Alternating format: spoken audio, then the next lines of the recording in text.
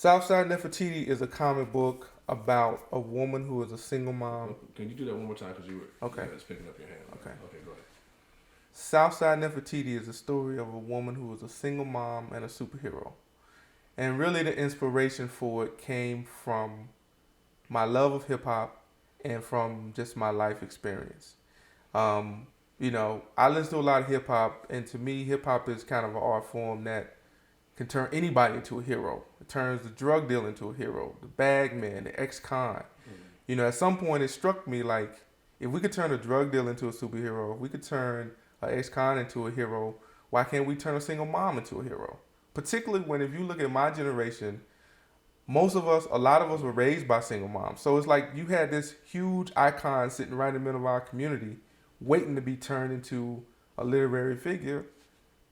I figured this was as good a time as any to do it. So that's what sparked it. So in Southside Nefertiti, you have this woman named Nefertiti who's a single mom. When the story starts, and she is inheriting the legacy of being a superhero for her neighborhood. She lives in the south side of the city, and every generation, a woman in her family has taken on kind of the mantle of protecting this neighborhood. When she was a child, it was her mother, Cleopatra, who was the protector. And so one of the things that we're playing on in the story is kind of these iconic female characters in literature. This Cleopatra character is a play on like the Foxy Brown type of 70s figure. Nefertiti is kind of the play on the iconic kind of round-the-way figure. She inherits this role from her mother who died, but she has, like a lot of people in our generation, the angst of trying to decide if she really wants to step into the footstep of this giant figure. It's almost like, people in our generation who see the huge footprints that civil rights people left, and we wonder if we measure up. That's what Nefertiti goes through all the time. Like, I have a son, I have a normal life I want to lead, but I see all of this need in the community and these people who need me. Which one do I do? Mm-hmm. Or how do I balance both? I mean, part of it is playing on this thing that women go through a lot, where you got the career on one side, the family life on the other side. How do you balance the career and the child? With Nefertiti is, how do I balance her career, which is crime fighting, with a normal life of raising her child? That's a huge kind of central theme in the story, trying to find balance and trying to make her mother proud. This woman who was such a towering figure in their community, who everybody knows and who knows her, who expects so much from her. But ironically, Nefertiti didn't really know her that well because her mother was out fighting crime all the time. Yeah, it's really interesting to gauge the feedback. Women love the character. I mean, when this character first came into my head, I was actually working on another comic, but I did a promotional issue, like a promotional piece of art for her, and put it out, and the feedback was just really incredible. And so I started pushing her a lot. And it's really always very interesting when I'm at conventions or when I'm doing shows and I start telling women what the story is about.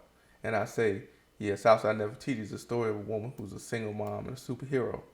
And when that recognition hits them, it's like their eyes light up, because they completely relate to it. And so they embrace it a lot. I've gotten kind of mixed bag with men because, again, and I completely understand it. It was part of my maybe initial reluctance to do it because, particularly hip hop, there's a lot of gender angst in hip hop between the men and the women, the guys and the females, the male rappers and the female rappers.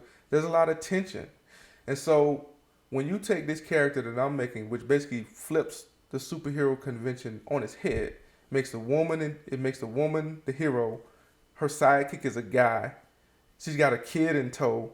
You start playing on all that tension and all that angst in the black community about, the role of single moms and should we hide single moms? Are they an embarrassment to? I basically taken a figure that a lot of black men find embarrassing and made them the centerpiece of a comic book. I've had guys say to me, why you make a female the character? Why you ain't giving brothers more play? Black men don't get enough credit and so on and so forth.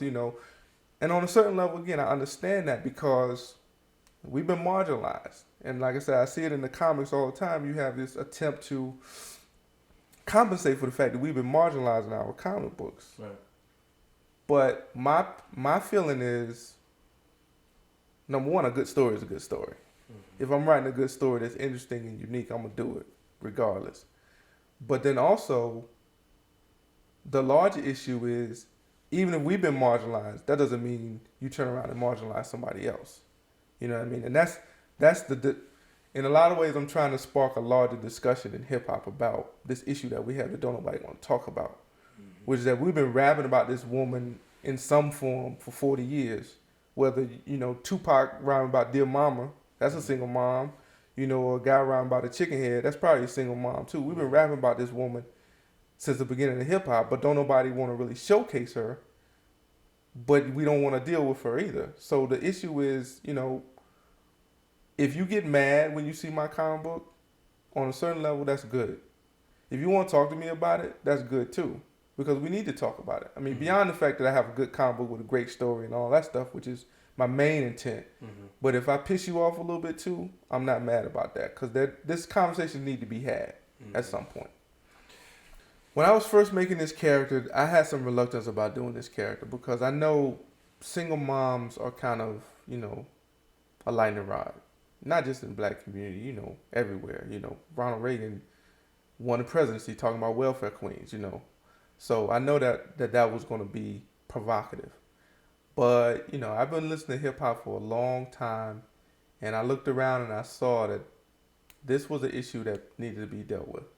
So I got over my initial reluctance, and I was just determined to just take this single mother character and do it right and do it big because, one, like I said before, just from a literary standpoint, it just makes for really interesting storytelling that to almost saddle a superhero with a kid. That changes the whole dynamics of what a superhero can do now because you got a kid with you.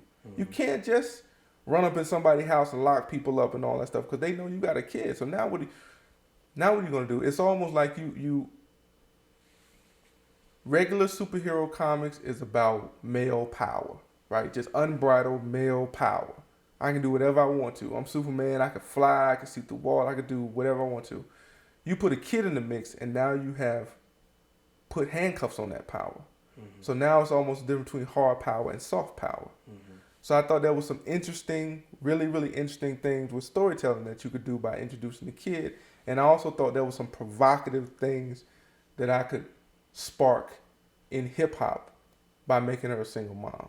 Because I knew that there were going to be people that weren't going to like the fact that I was almost celebrating single motherhood. Because there are a lot of people in the black community that think single motherhood is bad.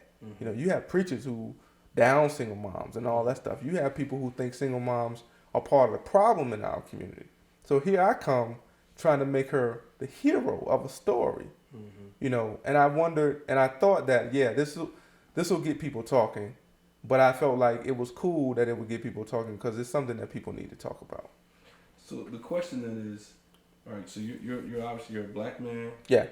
How does a black man become so concerned about these kinds of gender issues? I think for me, to me it only made sense because when I look at my childhood, obviously I had father and I had a stepfather who did a good job, who were great with raising me. But there were long stretches of my childhood when women had this huge influence on me. My friends basically were raised by single moms for long stretches. So really, I became concerned because I just looked around and I saw what was going on in the community and I saw what was actually happening. You had women who were basically being given the responsibility for taking care of the community to a certain extent. But then when I got, it really started to crystallize for me when I got to Howard University. Because that was the first time where people talked about these gender-related issues in a classroom. And you could discuss it out loud in an academic setting where it was like serious. And I noticed that there was this huge divide between black men, young black guys like me, and black women who were on the other side, you know. And what I also found out was that I was not nearly as enlightened as I thought I was. I thought I was all sympathetic for black women and all this stuff, but then when confronted with the honest feelings that black women had about their situation, I bridled up. I was like, wait a minute, you trying to blame me and I ain't done nothing.